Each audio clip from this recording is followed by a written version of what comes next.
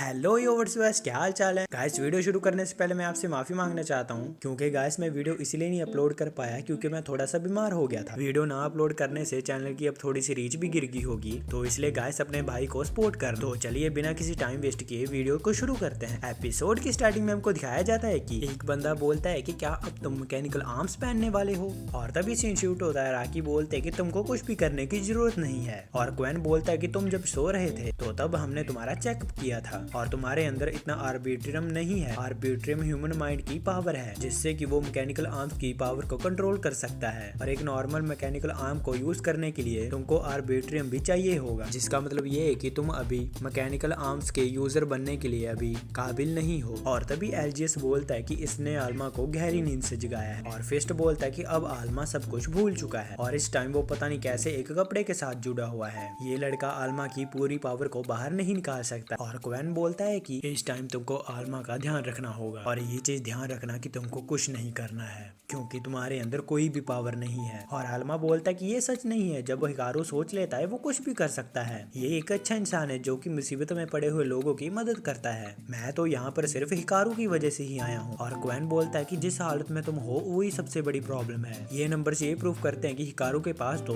तुमको यूज करने की पावर ही नहीं है। और आकी बोलते कि अभी हम इस बारे में श्योर नहीं है, हिकारू आल्मा की पावर को बाहर ला सकता है, तो इसलिए मुझे इसको ट्रेन करने दीजिए। और अगले सीन में हम देखते हैं कि आल्मा ट्रेनिंग कर रहा होता है, और हिकारू बोलता है कि ये सब कुछ मुझे ट्रेन करने के लिए किया जा रहा है ना, लेकिन असल में तो मैं कुछ कर भी नहीं रहा हूँ। और आकी बोलते कि आर्बिट्रियम पीरियड्स पर डिपेंड करता है, तुम अपने आप को जितना ट्रेन कर सकते हो अपने आप को दिमागी तौर पर उतना ट्रेन कर लो। तुमने यही कहा था ना कि तुमको आल्मा की हेल्प करनी है, तो अब तैयार हो जाओ। और हम देखते हैं कि आल्मा ने एक स्केड्यूल बनाया हुआ होता है, और तभी आकी और हिकारू को आर्म्स के हेडक्वार्टर में बुलाया जाता है, और उनको बताया जाता है कि ऐसे बहुत सारे इंसिडेंट हो रहे हैं, मैकेनिकल आर्म्स के यूजर से उनकी मैकेनिकल आर्म्स को चुराया जा रहा है, और ये इस बार इस वीक में तीसरी बार हुआ है। हमको जल्दी से जल्दी इनके मैकेनिकल आर्म्स को वापस लाना होगा वरना बहुत देर हो जाएगी। और आल्मा बोलता है कि इसका क्या मतलब है, और एल्जिस बोलता है कि अगर आप फोर्सफुली किसी से उसकी मैकेनिकल आर्म्स को छीनते हैं तो वो पर्सन कुछ ही दिनों में मर जाता है, क्योंकि जिस जगह पर वो मैकेनिकल आर्म जुड़ा हुआ होता है उसको वहां से हटाने से आर्बिट्रियम लीक करने लग जाता है। और हिकारू बोलता है कि मुझे तो लगा था कि इसके साथ तो स्पिरिट का ही लेना देना है। और एल्जिस बोलता है कि हमें अभी भी आर्बिट्रियम के बारे में ज्यादा कुछ नहीं पता है, बस हमको इतना ही पता है कि इस चीज से ह्यूमन बायोलॉजिकल फंक्शन बहुत ही ज्यादा इफेक्ट होता है। जो भी बंदा मैकेनिकल आर्म्स के साथ जुड़ता है उसे बहुत ही कमाल की एबिलिटीज मिलती हैं, पर लेकिन तुम्हारे केस में तो ये सच नहीं है, तो इसलिए ध्यान रखना क्योंकि हम आल्मा को खो नहीं सकते हैं। और तभी आकी बोलती कि क्या ये काम बॉम्ब टाइप मैकेनिकल आर्म का काम है, और एल्जिस बोलता है कि तुम्हारी जॉब आल्मा को प्रोटेक्ट करना है, तो इसलिए पर्सनल फीलिंग्स को इसके बीच में मत आने देना, अभी के लिए तो तुम अपने मिशन पर फोकस करो। और हिकारू बोलते कि ये किस टाइप की पर्सनल फीलिंग्स की बात कर रहे हैं, और आकी बोलते कि इसका तुम्हारे साथ कोई भी लेना देना नहीं है, फिलहाल के लिए तो तुम मेरे साथ चलो। और तभी सीन शिफ्ट होता है, एक लड़की बोलती है कि हमें अभी भी नहीं पता चला है कि जुन ने ये क्यों किया था, और एक बंदा बोलता है कि उसने हमारी फैमिली को सच में बहुत बदनाम कर रखा है, आखिरकार उसको इनकम्प्लीट आर्टिफिशियल मैकेनिकल आर्म से चाहिए क्या। मुझे तो लगता है कि एक्सपेंशन डिवीजन 3 में से ही है कोई जिससे कि उसकी किसी ने भागने की मदद की है। और एक दूसरा बंदा बोलता है कि मुझे भी यही लगता है, अगर आप किसी को ढूंढना चाहते हैं तो मुझे लगता है कि व्हाइट रेवन इसके लिए सही रहेंगे। और तभी सीन शिफ्ट होता है, हिकारू बोलता है कि मुझे पता है कि तुम क्या कर रही हो, तुम आज वाले केस को इन्वेस्टिगेट कर रही हो, क्या तुमको पूरा यकीन है कि इस तरह यहाँ पर आना ठीक रहेगा। और आल्मा बोलता है कि क्या तुम ये सब कुछ किसी वजह से कर रही हो, तो चलो ठीक है हम भी तुम्हारा साथ देते हैं। और तभी हम देखते हैं कि उनको कुछ आवाजें आने लग जाती हैं, और हम देखते हैं कि व्हाइट रेमंड्स प्रेसिडेंट कागामी के छोटे भाई को ढूंढ रहे होते हैं। और तभी हम देखते हैं कि वहाँ पर हिकारू और आकी आ जाती हैं, और आकी बोलते कि तुम कागामी ग्रुप के साथ हो ना, और हिकारू बोलता कि तुम ये क्या कर रही हो, और आकी बोलते कि चुप हो जाओ और आल्मा को छुपा लो और मेरे साथ चलो। और तभी आकी बोलते कि मेरे पास तुम सभी के लिए एक सवाल है, क्या तुम किसी बॉम्ब टाइप मैकेनिकल आर्म को जानते हो। और तभी व्हाइट रेवन का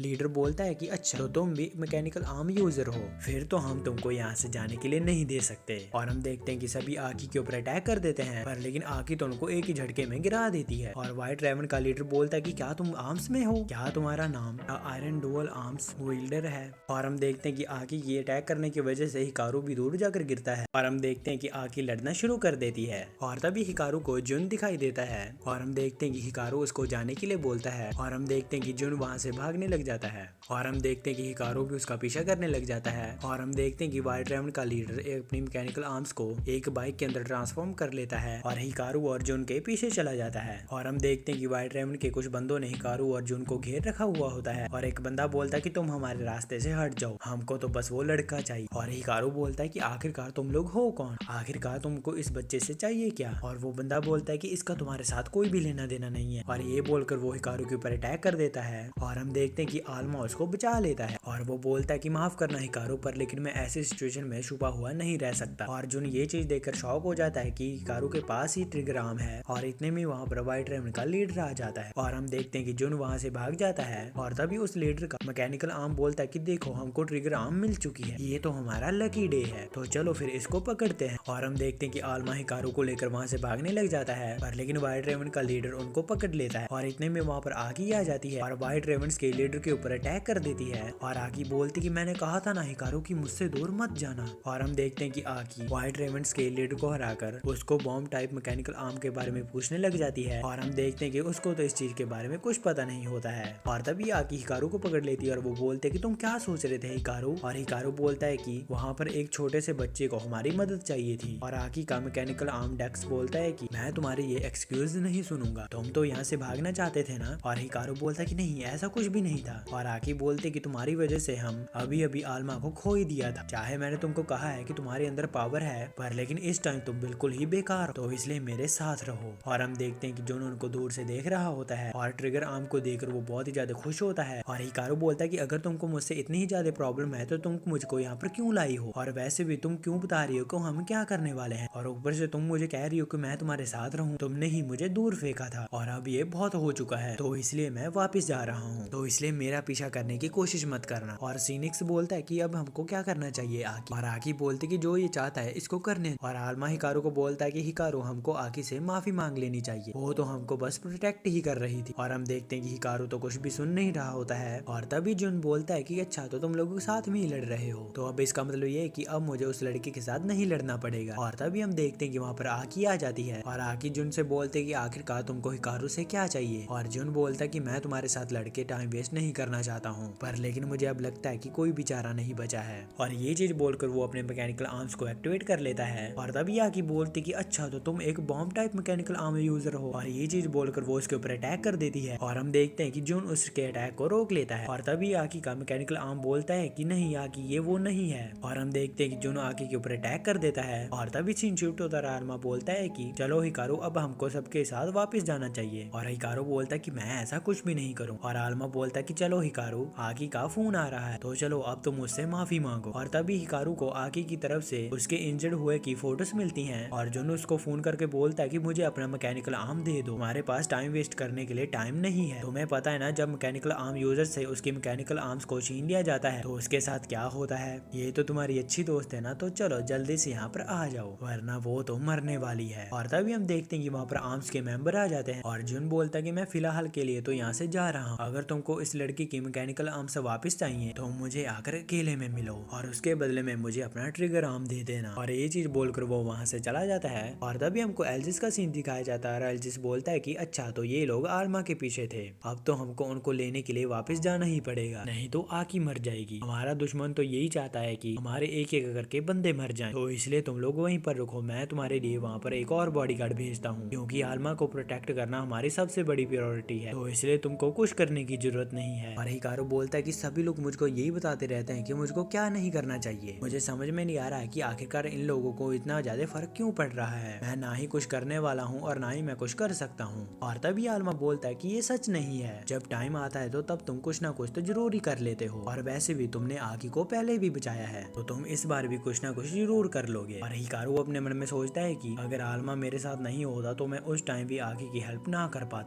ये सब कुछ आल्मा की वजह से ही है कि अब मेरे पास सबके साथ सामना करने की हिम्मत आ चुकी है, अगर मैं सच कहूँ तो अकेले मैं कुछ भी नहीं कर सकता हूँ, तो इसलिए आल्मा प्लीज मेरी हेल्प करो। और अगले सीन में हम देखते हैं कि हिकारू और आल्मा जुन से मिलने के लिए चले जाते हैं और जुन बोलता है कि मुझे खुशी है कि तुम आ गए, और हिकारू बोलता है कि तुमको क्या चाहिए, और जुन बोलता है कि मैं यहाँ पर ट्रिगर आर्म को लेने के लिए आया हूँ, क्योंकि लोगों को कहना है जिसके पास भी ये ट्रिगर आर्म होगी उसकी बॉडी बहुत ही ज्यादा ताकतवर हो जाती है, तो चलो अब मुझे अपनी पावर दिखाओ ट्रिगर आर्म। और ये चीज बोलकर वो हिकारू के ऊपर अटैक कर देता है और हम देखते हैं कि हिकारू उसके अटैक्स को डॉज कर रहा होता है और जुन बोलता है कि तुम तो अच्छा डांस कर लेते हो, पर लेकिन अगर तुमको उस लड़की की मैकेनिकल आर्म्स चाहिए तो तुमको अपनी पूरी ताकत के साथ लड़ना होगा। और हम देखते हैं कि हिकारू उससे आकी की मैकेनिकल आर्म्स छीनने की ट्राई कर रहा होता है, पर लेकिन हम देखते हैं कि जुन तो उसके अटैक को डॉज कर रहा होता है और जुन बोलता है कि तुमको क्या लगता है अगर तुम उस लड़की के मैकेनिकल आर्म्स ले लोगे तो तुम उसकी नजरों में अच्छे बन जाओगे? यहाँ तुमको ये हजम नहीं हो रहा है कि लोग तुमको इस तरह ट्रीट कर रहे हैं? यहाँ तुमको ये लगता है कि मैकेनिकल आर्म्स से कुछ बदल जाएगा? तो फिर तो तुम बिल्कुल ही गलत हो। तुम जैसे कमजोर इंसान कुछ नहीं बदल सकते हैं। और ये चीज बोलकर वो हिकारू के ऊपर अटैक कर देता है और हिकारू उसके अटैक को डॉज करके बोलता है कि मुझे ये बात अच्छे से पता है और जुन के अटैक से बचता हुआ उसको एक जोरदार मुक्का मारता है और जुन बोलता है कि तुमको क्या लगता है कि तुम क्या चीज हो, अब तो तुम मुझे गुस्सा दिला रहे हो। और तभी जुन चेन्स को हिकारू के आसपास घुमाने लग जाता है और अचानक से उसके ऊपर अटैक कर देता है और हम देखते हैं कि आल्मा उसके अटैक को रोक लेता है। और तभी हम देखते हैं कि हिकारू और आल्मा को करंट लगता है और जुन हिकारू और आल्मा को अलग कर देता है और जुन बोलता है कि अब इस बेकार सी बॉडी को बाय बोलने का वक्त आ चुका है। और तभी हम देखते हैं कि आल्मा एक्टिवेट हो जाता है और जुन को पीछे की तरफ धकेल कर हिकारू की तरफ जाने लगता है। तभी जुन बोलता है कि मैंने तो उसकी मैकेनिकल आर्म्स को उसके साथ से उखाड़ दिया था, तो आखिरकार ये मूव कैसे कर पा रहा है? और तभी हिकारू बोलता है कि मैं तुम्हारी मदद करके रहूंगा आल्मा। और हम देखते हैं कि जैसे ही आल्मा को हिकारू टच करता है ऐसे ही आल्मा बड़ा हो जाता है और जुन बोलता है कि अच्छा तो ये है ट्रिगर आर्म की असली पावर, ये ट्रिगर आर्म मेरी है और ये तुम मुझे दे दो। और ये चीज बोलकर वो हिकारू के ऊपर अटैक कर देता है, पर लेकिन तभी आल्मा उसके अटैक को रोक देता है और वो लोग अटैक करते हुए जुन की तरफ बढ़ने लग जाते हैं, पर लेकिन जुन उनको अपनी चेन से रोकने की ट्राई कर रहा होता है। पर लेकिन हम देखते हैं कि आल्मा और हिकारू इकट्ठे होकर जुन के ऊपर बहुत ही जोर से अटैक करते हैं जिससे कि जुन गिर जाता है और आल्मा बोलता है कि मैंने तो कहा ही था जब तुमको जरूरत पड़ेगी तब तुम ये कर ही लोगे। और तभी हम देखते हैं कि वहाँ पर टोडो आ जाता है और वो बोलता है कि ट्रिगर आर्म की पावर तो सच में बहुत कमाल की है, पर लेकिन चिंता मत करो, मैं तो यहाँ पर सिर्फ जुन को लेने आया हूँ। और हम देखते हैं कि टोडो जुन और आकी की मैकेनिकल आर्म्स को पकड़ लेता है और हिकारू बोलता है कि आकी की मैकेनिकल आर्म्स मुझे दे दो और टोडो बोलता है कि वैसे तो मेरा तुम्हारे साथ लड़ने का कोई इरादा नहीं है। और तभी जुन बोलता है कि तुम कुछ नहीं करोगे टोडो, क्योंकि इसको मैं मारूंगा। और हम देखते हैं कि टोडो आकी की मैकेनिकल आर्म्स को दे देता है और जुन को लेकर वहाँ से चला जाता है। और आल्मा बोलता है कि आखिरकार ये ट्रिगर आर्म है क्या?